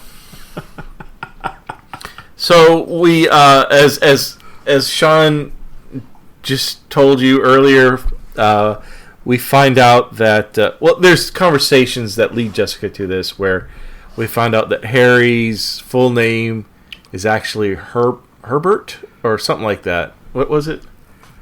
Halliburton or something like that. It's Hickory Jones Schmidt. It's something. Harry is short for whatever this. I don't understand how it's the shortened version of Harry Dickus, brother something of like Biggest Dickus. Biggest Dickus. What's that? No, I'm not going to ask you that. I'm moving forward. History of the with World Murder, Part She One. Wrote. Right, I think. Right. Okay. Yes. Okay. And so that leads her to think, oh, well, Albert, Barry, that makes sense for Al. So they go to his apartment, which again is No, it's not Barry. It's just Bert. It's Bert. Bert. I'm sorry, Bert. And his apartment is an absolute dump. But what's really interesting is that he's got like 30, maybe 50 photos of her on his wall, like a collection of various poses. And to say he's obsessed is an understatement. And there's candles on either end. But the thing is, if you watch a movie like Seven, and they and they find John Doe's apartment, and they burst in that apartment, that is creepy as fuck. Yeah. But if you've got the resources and the talent of a crew for Murder, She Wrote, you cannot make a murderer's lair look creepy as fuck. Stay in your lane, sir. So I just I'm pretty sure he had like a bottomless pit somewhere where he had probably some woman, maybe like a prostitute down there, and he would lower a basket with lotion. No, yeah. And By the once way, again, did you know in Monk that Captain Stottlemyre is the same guy who played Ted Levine. Ted Levine, played Buffalo Bill. Yeah. Well, which is crazy to me because when I see him act on Monk, you see it. If it wasn't for the mustache covers it up so well. Do you know how many times that guy must have to hear people quoting him his line from the movie? Yeah, it puts the lotion on. But the thing is that he plays like really creepy in that movie in Silence of the Lambs, and then he was the voice of the evil truck driver in Joyride. But then he's in Monk, and he comes across as, he's not my type. I'm not saying this in a sexual way, but he comes across as just kind of adorable. He's not even like a mean cop. He's my favorite character in the Monk series. He's without a doubt my favorite. Randy, what's his name? Randy, who's his lieutenant? Oh, you are asking the wrong. I do not know. Randy Drescher. I cannot stand him. Actor's great, by the way, but I think he was in the hospital recently, so I hope he's healing up well. So he's the Floyd of Monk. Because I can't stand Floyd in Murder, She Wrote. See, I'm trying to pivot it back to Murder, She Wrote. Floyd is the redheaded, he's Ron Masax. He's Mort's deputy.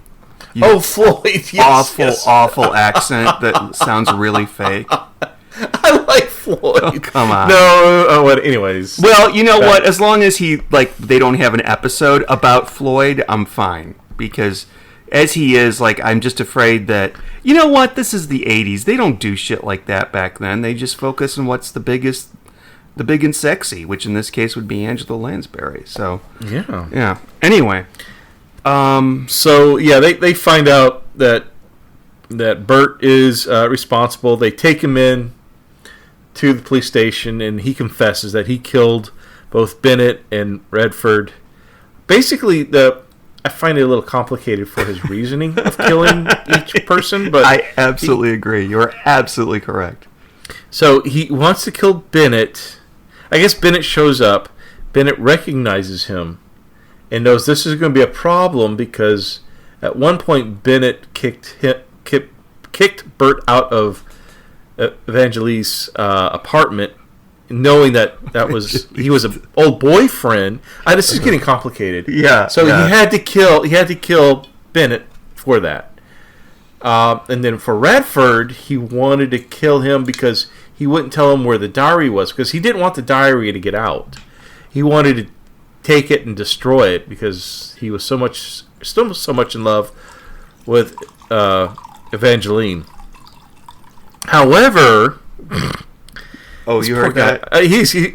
However, he does lean in or hints at that that Evangeline didn't commit suicide. He was trying to protect her, and ended up killing her. It's implied that at the end. If you look, and then of course, if you look at Angela's and Harry's face, they all look surprised when he kind of says something to the fact that he loved her too much. Yeah, and he had to fix her or something like that. And so he was a stalker, basically. Yeah, well, he was her boyfriend before she became famous, right? And she left him, went to go to Hollywood. You know, it's so he, yeah, okay. So basically, he's the guy that would have created a YouTube channel and said, "Leave Britney alone." I mean, leave Evangeline alone, and start crying, and mascara running down his face. You know what he did later on? He did gay porn. That leave Britney alone guy. Oh, I was like, you're talking about I thought you were talking about poor Bert. No, Bert. No. Well, you know what? I could see people being into Bert. He had a kind of a big booty going on. But yeah, the free Britney guy, leave Britney alone guy, he did gay porn later on. And if you saw a picture of him in porn, it's totally two different people. Not just age, but just body type, hair, everything. Let me just say that he was really good looking. But okay. not in the leave Britney alone. I mean, you have to be good looking to be in gay porn, don't you? I mean, isn't that... I don't know. You know what? I don't think so. I think there's some... I'm sorry, everybody. We'll press on from here. That's going to go into bunny trail with you about gay porn. 128, yeah. Okay, so... 128 hours later. Isn't that a movie? Isn't that the one where James Franco falls down and he gets his hand lodged? And it's something hours. 128 hours? 27 hours? No, it wasn't that short. Sean, I'm going to pick a number from the episode. Okay. And tonight's number comes from a scene early. It's when Jessica and Harry go to CVS.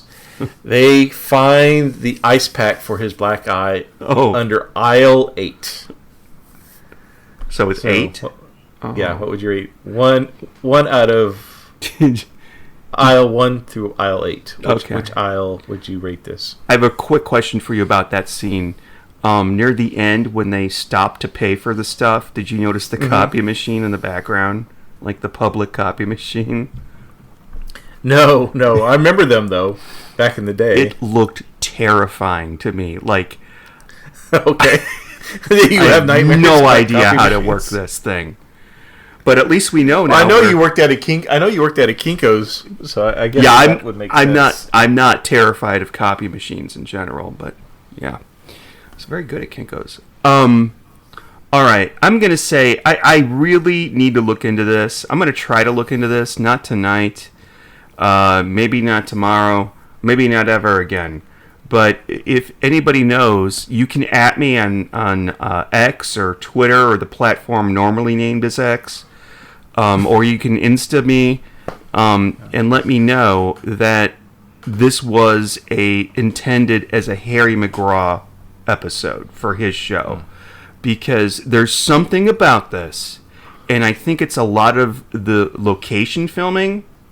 Like, for instance, the drugstore, the hotel. There was someplace else where they were.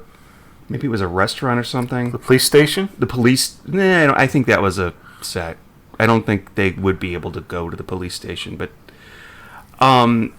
I feel like this had a different production value than your standard Murder, She Wrote, which sounds like a slap in the face to Murder, She Wrote, but really, Murder, She Wrote doesn't have to have a great production value. I mean, it's people talking in rooms. And as long as everybody on the crew is, capable, that's great. And talented, even better, which, turns out they were. The story is not Murder, She Wrote-ish at all. It's more like a private eye American noir story, and this story is more like something that would show up in season 10 or 11 or 12, right? It's weird that this is season 2. I would never have thought this was season 2. I almost feel like they were making a risk or something, but really what it was I think they were promoting Harry McGraw. The mystery is shit. Okay. You never meet the ambassador, by the way. He's the one pulling some heavy strings behind the scenes. He's got his lawyer pulling guns on Jessica. He's got the one who's bribed a judge to rip out 2 pages out of the book, out of the diary, which we didn't discuss. Yeah, no, we did briefly. Yeah, that's awkward. That was bad. I didn't like that. That we have to say, oh, Judge Parker must have come in here and tore 3 pages out. And that was solved by just the 2 of them talking through it for 20 seconds. But on the other hand, I absolutely do not want them to go into a bunny trail about this corrupt judge either. So right. I can't figure out how they would... I would just not have the torn pages in the story. I would just not mention that. I would delete the whole scene, maybe. I'm going to say one good thing about this, though, is that it's tonally, it had me all the way through. I mean, it is, with everything that I said bad about it, if you look at something like The Big Sleep, especially if you read it and then watch the movie like I did, there's a famous story where the director, and forgive me, I think it's Weiler, but I may be wrong, called Raymond Chandler, who wrote the book, and said, could you tell me why the chauffeur was killed? And Raymond Chandler just said, I don't know, or I don't remember, just make something up. Just put something in there to make it make sense. That's how I felt about some of the scenes. But I still felt comfortable about, comfortable isn't a good word, but it still sort of entertained me. So I'm not going to give it a bad score. I'm just going to give it, I'm going to cop out, and I'm just going to give it a 50-50. I'm going to give it a 4. Oh, jeez. Yeah, okay. I'm torn. So, well, I really like this episode. I enjoy the character Harry McGraw. I like the back and forth with Harry and Jessica. There was, again, a bunch of great one-liners. Harry has the majority of them. So I find his character very likable, and that's why I want to look it up. Hopefully, I can find his show, The Law and Harry McGraw, on YouTube. Gonna check that out tonight, if it is. But I enjoyed those moments. I did think there were a couple of things that didn't make sense, and we discussed that. Why did Harry? He took photocopies of the diary, but he hid it in the hotel room at Jessica. Because there's a couple of points. Harry doesn't have access to Jessica's room, so he picks the lock. So he has to break in. He finds the copies, which Jessica found before him. But I wouldn't store them there from the reasons we mentioned earlier. Why wouldn't he put them in a safety deposit box? Was it because it was too late at night? And or he he's had too cheap? yeah. Yeah, I would hide him anywhere but there. But whatever. I mean, there are a couple of things like that don't make sense to me. But overall, I'm willing to overlook those. I just found it a very enjoyable show to watch. So I'm gonna give it like a 6.5. I think. Really? Huh. Yeah. Okay. I thought it was good. It's not perfect, but the characters in it make it fun. Oh, another character I liked was Lieutenant Casey. It's just the way he speaks. Like he's got his voice is just different. Does that make sense? I don't know how else to put it. He's just and his accent, I don't even know what kind of accent it is. It's definitely a northeastern accent. Maybe, but I thought he was fun. I might just do something different tomorrow and find out more about this episode through the Reddit, subreddit, whatever you want to call it. I want to learn more.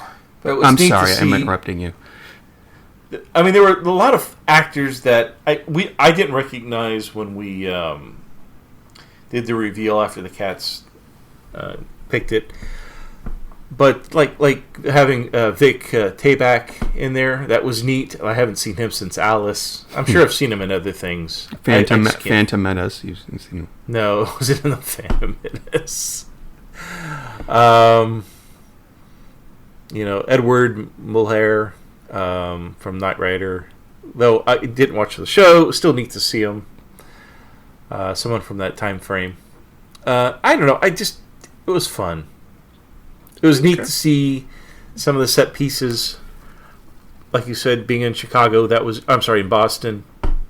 That was neat. I don't know. It was just, I enjoyed it. I had fun. Okay. So that's why I'm going to mark it a little higher than you do.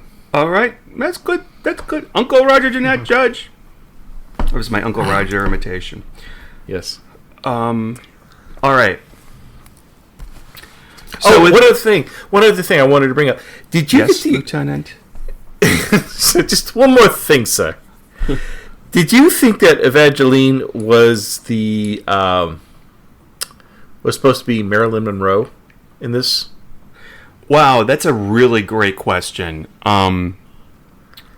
Because she's sleeping with a politician, a very powerful politician. I think that makes sense. I think you're absolutely right. Yes. They suspect suicide, but not really.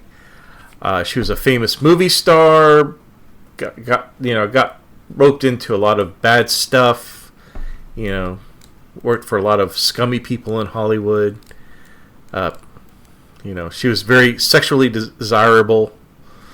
She was all the things that Marilyn Monroe. So I wonder if they kind of got. I'm sorry, the way you were talking just now. Yeah. The way you were talking, you reminded me of from Saturday Night Live in the 90s, Chris Farley. I don't wash in my armpits. I don't speak politely. Right. I don't say eat. Excuse me. Right. Well, thanks. No, I'm not self-concerned about how I come off. That's great. Thanks, Sean. I really. No, you're talking about. No, she's very sexy. She has nice tits. I did not. Whatever it was that you said, I'm having problems concentrating. And as he does, I don't wear it in the quote signs. Wear deodorant. Do not try to cover up my body odor. You know what character I'm talking about. I eat with my mouth open. I'm not politically correct. Don't you miss that guy? Yes, I do. The energy is just phenomenal.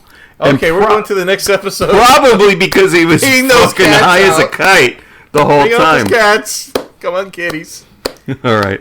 Unfortunately, we no longer have any cats because we ate them.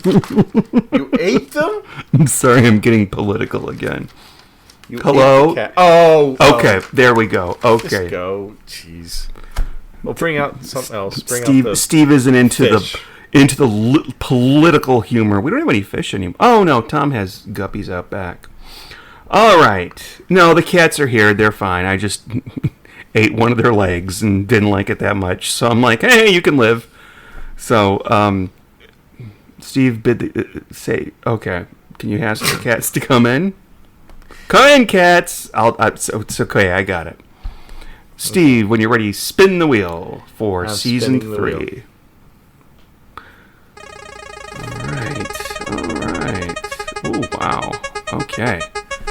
Ooh. Is it a porn? What are you doing? Well, I don't know. It's funny you say, was it a porn? If you had to make a Murder, She Wrote porn, what would you name it? Murder, She Throat? Well, that's funny, Steve, because the name of next week's episode is Murder, She Spoke.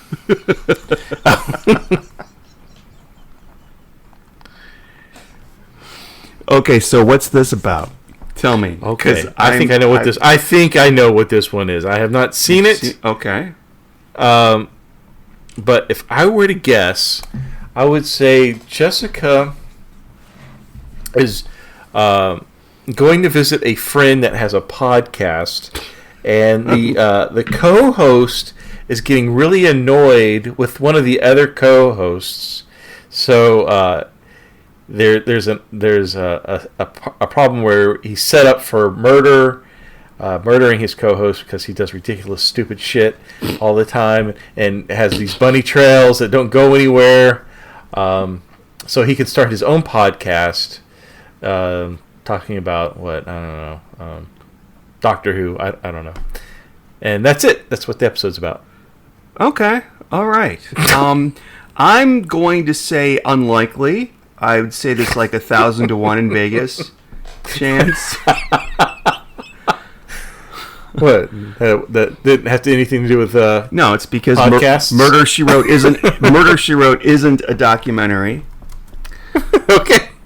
I think you know what? I'm gonna take the project seriously. I realize that you like to phone it in and play the fool. Oh, That's great. ouch. That's Okay. great. That's great. But you know what? I like to take my responsibilities seriously because I don't have many responsibilities right now.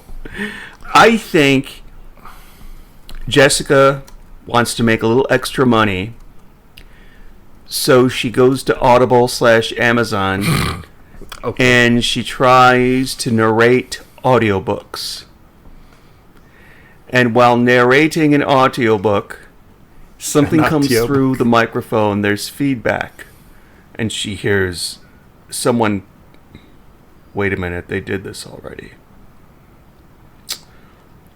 Except it was the phone. Okay, I'll just make it Oh, simple. we've got some returning character. Oh, go on. I'm sorry. I'm looking at the cast. Could you please? No, she's on a radio program, and while she's there, someone's murdered. Okay, let's see what the notes say here. It's the last episode of season 3, by the way. A temporary blackout at a recording studio, leaves Jessica in the dark when the wealthy soon-to-be owner is stabbed to death. When the murder weapon matches the cutlery set of an old friend, Jessica takes on the case with a plan to put the real culprit on the record. On the record. See what they did there? Because it's a recording studio. Okay.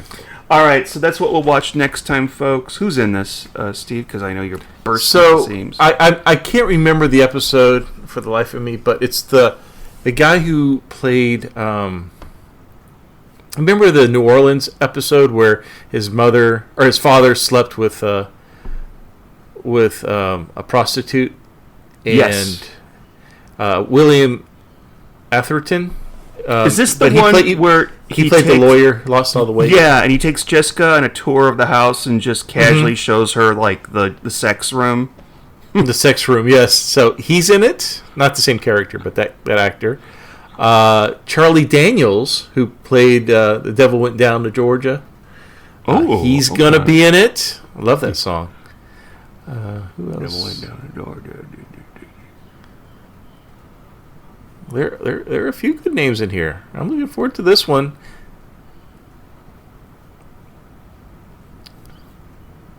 You gone quiet. Okay. Oh no!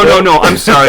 I was watching it because it's replaying, and it's the scene where Dr. Dre or whatever her name is talking to Jessica, and she lights a cigarette, but she doesn't. Dr. Really light Dunn? it. Dr. Dunn. I'm sorry. Dre. I'm not taking the media seriously. Oh, okay. So I want to ask you something. I should have asked you before this because I'm fucked up. You go on an interview. Interview goes great. In fact, you suspect you might be on the short list to get the job. Okay. The interview is on a Monday. They say they'll get to you by the end of the week. End of the week comes and goes. Today is Sunday. How do you interpret this? Like, what do you think? Or am I overthinking? I would be concerned, but I would send an email personally. That's good on you. Good on you. Okay. That's good.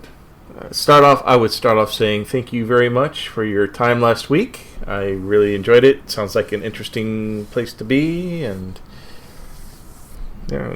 Kit is wondering if I can get an update on the application. Yeah.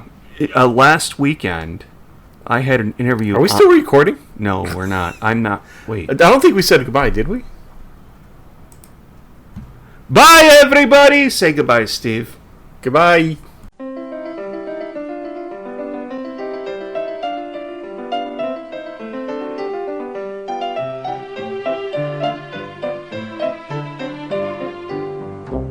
Thank you for listening to the Cabot Cove Confab. If you've enjoyed it, please leave us a favorable review on Apple Podcasts. Also, feel free to reach out to us on Twitter at Cabot Cove Confab or email us at cabotcoveconfab@gmail.com.